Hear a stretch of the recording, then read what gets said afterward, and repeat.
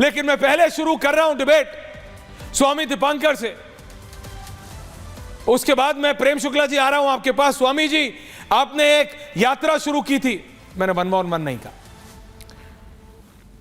स्वामी जी, आपने यात्रा शुरू की थी सबको जोड़ने की, जातियों के खिलाफ, कि जाति में बंटो मत।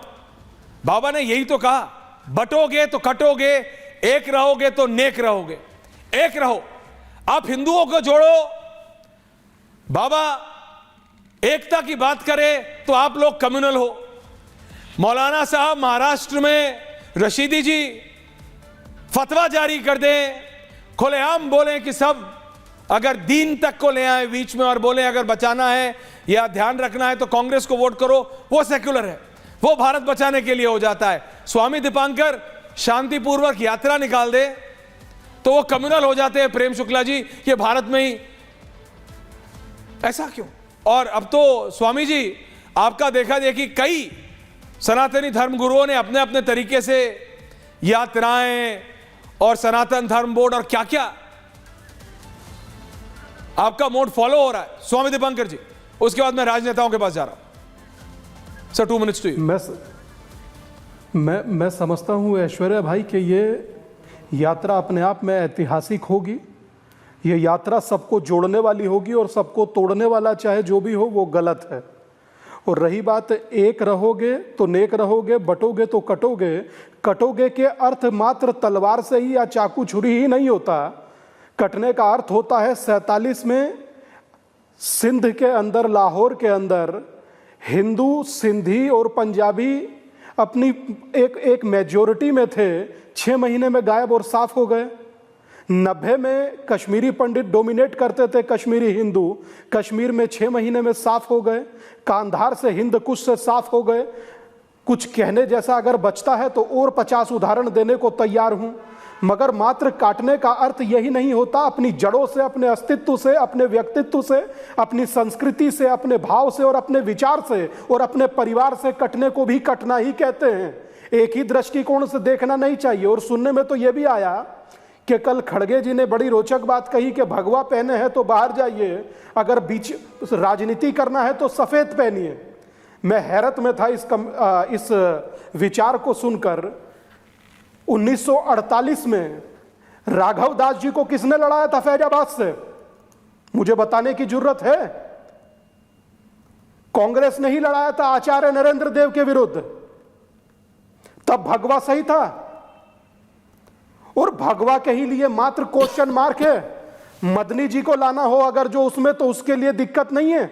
उसके लिए कोई शर्त है कि वो ऊपर टोपी लगाएंगे या नहीं लगाएंगे, या कपड़ा कोई अलग से पहनाएंगे या नहीं पहनाएंगे। और एक चीज खड़गे जी चूक गए, क्रॉस वालों के लिए तो बताना ही भूल गए उन्हें क्या करना है।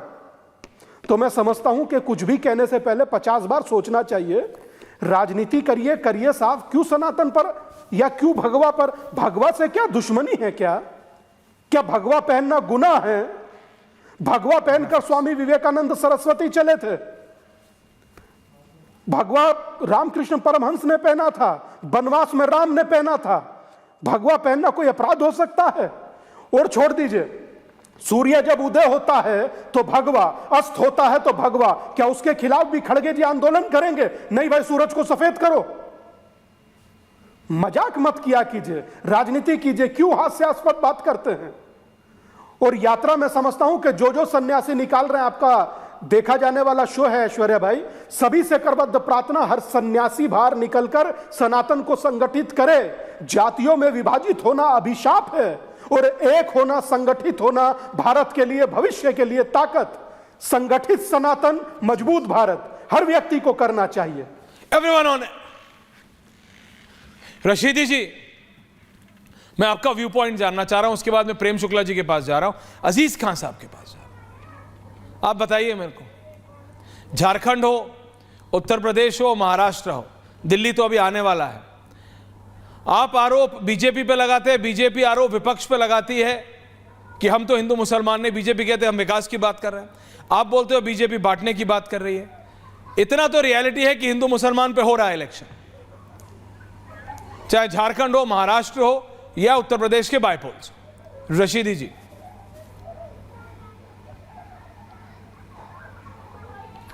देखिए, असल में विपक्ष जो है विपक्ष को सोच लेना चाहिए कि अब देश में एक ही पार्टी के लोग साफ सुथरी छवि के हैं, एक ही पार्टी के लोग हिंदू हैं, एक ही पार्टी के लोग राष्ट्रवादी हैं, एक ही पार्टी के लोग सच्चे सनातनी हैं, एक ही पार्टी के लोग भगवा का सम्मान करने वाले हैं। सारी खूबियां एक ही पार्टी के लोगों में हैं। ये अब समझ लेना चाहिए विपक्ष को। बिला वजह मेहनत ज़ाय कर रहे हैं। अरे जिस पार्टी के नेता यूपी में कहते हैं कि मुसलमानों का 4% रिजर्वेशन हमने ख़त्म कर दिया,